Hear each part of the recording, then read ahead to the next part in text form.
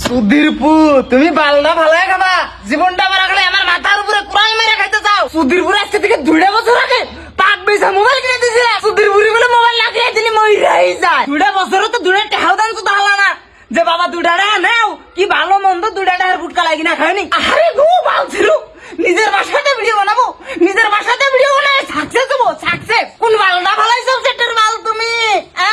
কয়টা ফলোয়ার বানাইছাও তুমি? এর থেকে যদি মানুষের মধ্যে রাহুল থাকতো তা মানুষের 2 টাকা দিত। ওইসে বাদ দেন না, ও তো চেষ্টা করে। চুপ থাক শালি, তুই তোর কথা শুনে বলা নষ্ট করলাম।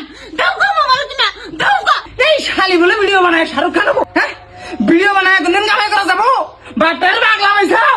আমি পাগলা, আমি যদি পাগলা তাহলে তুমি এই পাগলার বাড়িতে থেকে নামো।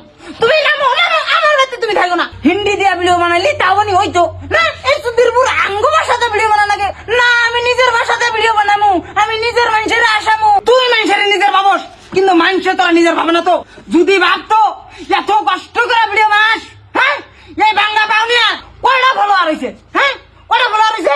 একটা কথা মনে রাখিস, নিজের মানুষে সবচাইতে বেশি দুঃখ দেয়। তুই ভিডিও বানায় মানুষের আশাবি খুব ভালো, দেখো না তুই মানুষের আশাবার নিকে কি কষ্টটা করতাইছা। একটা শেয়ার করবো না, এখনো টাইম আছে, ভিডিও বানান বাদ দে।